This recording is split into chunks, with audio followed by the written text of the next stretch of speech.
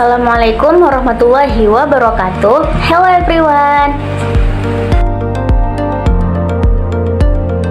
Perkenalkan, nama saya Surya Mawaddah.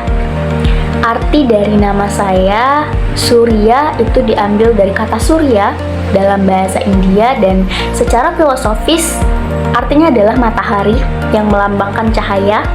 Dan Mawaddah itu diambil dari kata bahasa Arab yang artinya kasih sayang, cinta, dan keharmonisan. Sehingga Surya Mawaddah itu bisa diartikan sebagai cahaya kasih sayang. Saya berasal dari Desa Ujung Tanjung, Kecamatan Tanah Putih, Kabupaten Rokan Hilir, Riau.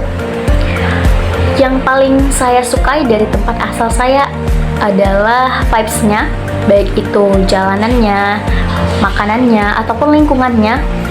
Itu yang paling saya sukai karena itu tidak akan bisa tergantikan di daerah manapun saya berada. Kegiatan favorit yang saya lakukan di waktu luang itu adalah saya sangat suka sekali menonton film ataupun drama, ya, baik itu drama Korea, China, Thailand, dan Indonesia tentunya. Alasan saya memilih prodi ilmu komunikasi adalah karena saya tahu komunikasi itu adalah ilmu sepanjang hidup. Bahwa apapun pekerjaannya, bagaimanapun situasinya, semuanya memerlukan komunikasi. Bahkan dalam kehidupan sehari-hari pun begitu.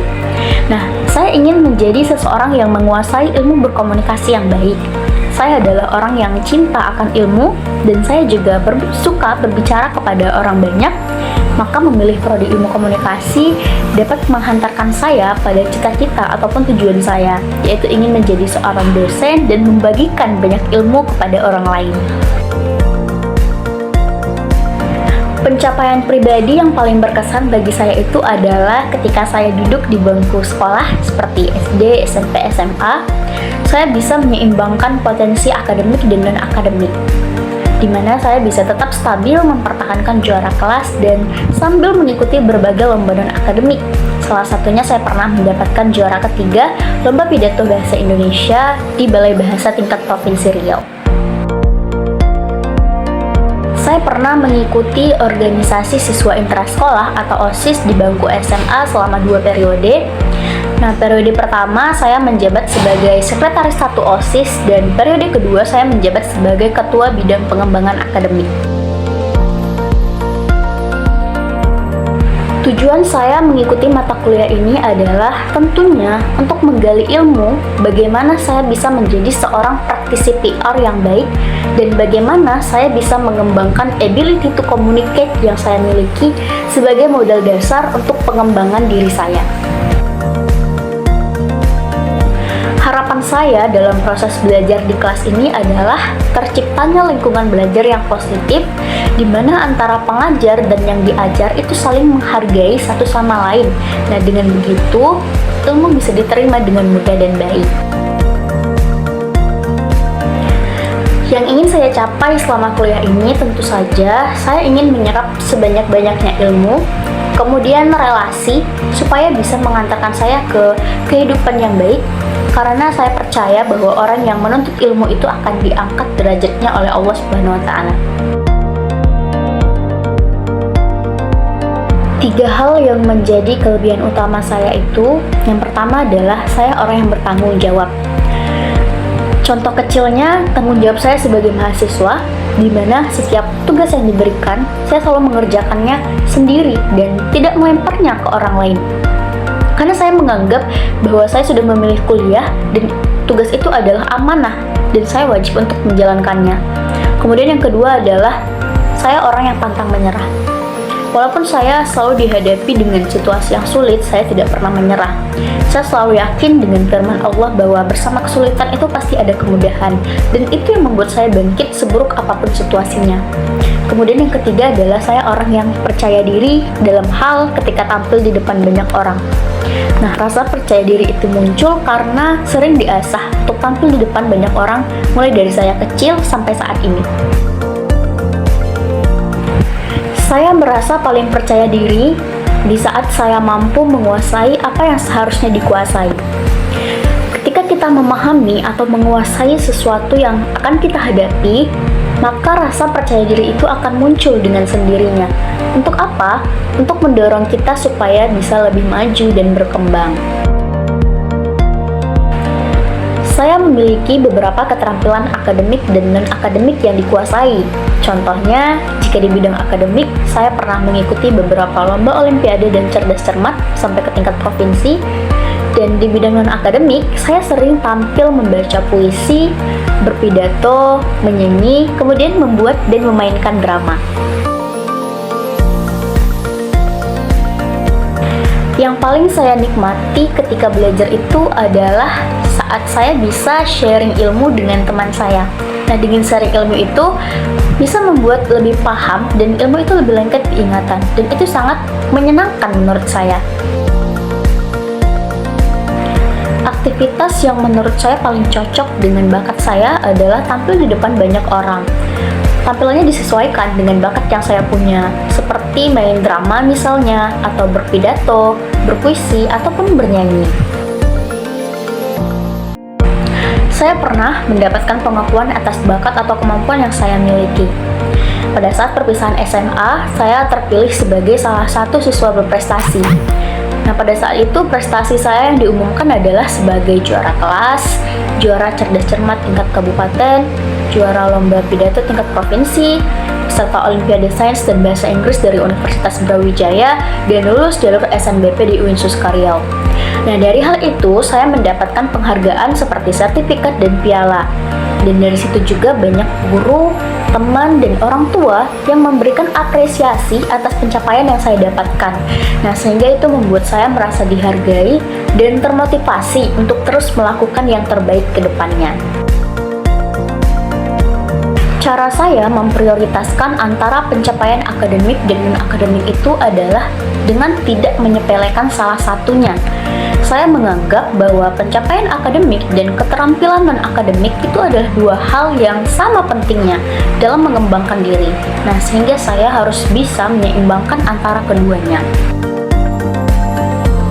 Hambatan utama yang saya hadapi adalah kurangnya support dari lingkungan sekitar. Kebanyakan orang itu hanya menjudge tanpa tahu bagaimana proses yang dilalui.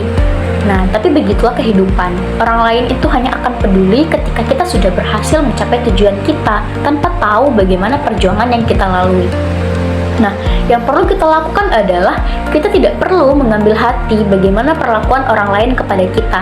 Cukup fokus pada tujuan yang ingin dicapai dan selalu yakin selagi kita di jalan yang benar, Allah pasti bantu memudahkan urusan kita. Hal yang paling sulit saya lakukan saat ini adalah hidup mandiri, jauh dari keluarga, teman, dan kampung halaman saya. Karena saya 17 tahun hidup dekat dengan keluarga, teman, dan menetap di kampung halaman, dan ketika saya berangkat merantau untuk kuliah, saya agak kesulitan untuk melakukan semuanya sendiri. Dalam hal berteman pun saya juga kesulitan. Saya belum bisa menerima sepenuhnya untuk berteman dengan orang baru di dunia perkuliahan. Karena beberapa sifat teman-teman yang saya temui itu membuat saya culture shock, sangat berbeda jauh dengan sifat teman-teman yang ada di kampung saya. Dan itulah yang membuat saya masih susah beradaptasi di lingkungan yang baru ini. Saya merasa perlu belajar untuk beradaptasi di lingkungan baru yang saya tempati. Saya perlu belajar perlahan untuk menyesuaikan diri dimanapun saya berada. Karena jika tidak demikian, selamanya saya akan menjadi seorang yang tidak mau menerima situasi dan kondisi dimanapun saya berada. Langkah pertama yang ingin saya lakukan untuk memperbaiki kelemahan tersebut adalah dengan menerima kenyataan bahwa saya tidak bisa selamanya stuck di lingkungan yang saya mau. Hidup terus berjalan, tidak ada yang tahu ke depannya saya berada di mana, dan saya harus bisa menerima kenyataan di setiap situasi dan kondisi yang saya hadapi. Saya memiliki keterampilan percaya diri untuk berbicara di depan orang, dan saya cinta akan ilmu. Nah, supaya bisa relevan, maka saya kombinasikan antara keduanya untuk mencapai karir yang saya inginkan, yaitu menjadi seorang dosen. Nah, dengan menjadi seorang dosen, saya tidak hanya bisa mengembangkan ability to communicate saja, tetapi juga bisa memberikan ilmu yang bermanfaat bagi orang lain. utama yang saya ambil adalah tentu menggali ilmu terlebih dahulu. Saya akan menyelesaikan pendidikan saya, dan setelah itu baru saya bisa mencapai tujuan dan cita-cita saya. Saya memanfaatkan internet dan buku untuk belajar dengan cara mencari informasi yang relevan dan terpercaya. Misalnya kalau dari internet, biasanya saya membaca artikel, jurnal, menonton video yang bersifat edukasi, ataupun memanfaatkan AI untuk mempermudah pembelajaran. Sedangkan dari buku, biasanya saya membaca dengan fokus untuk memahami isinya. Dan jika ada hal yang kurang jelas, maka saya akan mencari penjelasan tambahan di internet. Jadi saya menggabungkan kedua sumber tersebut untuk bisa mendapatkan pemahaman yang lebih lengkap. Ibu saya adalah sosok di balik inspirasi saya dalam mengembangkan potensi diri. Karena ibu adalah orang yang tidak pernah menyerah dengan keadaan apapun, sehingga itu membuat saya ingin terus mengembangkan potensi diri tanpa menyerah sedikit pun. Saya selalu termotivasi dari sebuah quote yang mengatakan bahwa tidak ada perjalanan dan usaha yang sia-sia. Dan saya mempercayai hal itu, karena saya yakin Allah itu Maha Adil. Jadi saya akan terus berusaha untuk belajar saat ini, walaupun ada pahit manisnya. Tapi saya yakin, pahit manis itu akan terbayar dengan suatu hal yang indah yang sudah menanti di depan sana. Saya memotivasi diri dengan menerapkan pepatah Jepang, Nana Korobi Yaoki, jatuh 7 kali, bangkit 8 kali. Artinya apa? Artinya, meskipun saya menghadapi banyak kegagalan dan rintangan, yang terpenting adalah saya selalu bangkit dan berusaha. Karena tidak semua kegagalan itu buruk. Kegagalan adalah bagian dari proses, dan saya yakin bahwa tidak ada orang yang bisa berhasil tanpa melalui sebuah proses. Kelebihan utama yang saya miliki adalah saya pantang menyerah. Tentu saja hal itu mendorong saya untuk menjadi pribadi yang terus mengusahakan sesuatu dalam mengembangkan diri. Kelemahan saya adalah saya orang yang panikan, terutama saat sesuatu itu diberitahu secara mendadak. Dan yang perlu saya perbaiki adalah dengan belajar menjadi pribadi yang lebih tenang lagi dalam menyikapi berbagai hal. 3 nilai hidup yang paling penting bagi saya adalah yang pertama, jangan pernah meninggalkan sholat. Jangan pernah lupa kewajiban kita sebagai hamba. Sesibuk apapun kita, pahamilah bahwa apa yang kita miliki di kehidupan ini itu adalah milik Allah yang maha segalanya. Yang kedua, jangan pernah menunda pekerjaan. Karena semakin ditunda, maka pekerjaan itu akan semakin menumpuk dan itu membuat diri menjadi malas. Dan yang ketiga, jadi bermanfaat untuk orang lain. Saya yakin ketika saya bermanfaat membantu orang lain, maka Allah akan mempermudah urusan saya. Selain dari pepatah Jepang tadi, saya juga termotivasi dari firman Allah dalam Al-Quran, surah Al-Insyirah ayat 5 dan 6, yakni bersama kesulitan ada kemudahan. Saya selalu percaya bahwa apapun rintangan yang saya hadapi, pasti bisa saya lalui. Karena sesungguhnya Allah tidak akan membebani seorang hamba di luar batas kemampuannya. Tokoh inspiratif saya adalah baginda Rasulullah SAW. Karena Rasul adalah seorang tauladan yang sangat mulia bagi umat muslim di seluruh dunia. Beliau adalah sosok yang tidak pernah menyerah dalam menyebarkan dan mengajarkan agama Allah walaupun banyak rintangan dan kesulitan yang dihadapinya. Nah, hal itulah yang membuat saya ingin terus berjuang dalam setiap rintangan yang saya hadapi. Karena saya yakin Allah akan memberikan kemudahan bagi orang-orang yang mau berusaha. Ketika kehilangan motivasi, saya pasti merasa bingung dan juga sedih. Dan biasanya yang saya lakukan adalah membaca Al-Quran sebanyak-banyaknya sampai saya mendapatkan ketenangan. Dan ketika saya sudah tenang, biasanya saya mendapatkan pandangan baru untuk mengembalikan motivasi saya. Nah, kenapa saya pilih untuk membaca Al-Quran? Karena Al-Quran itu adalah sebaik-baik pengobat, terkhusus ketika kita sedang kehilangan arah ataupun motivasi. Dan tentunya hal ini sangat bermanfaat bagi kesejahteraan batin kita. Biasanya saya membagi waktu itu dengan adil. Saya akan menentukan prioritas utama terlebih dahulu, yakni belajar.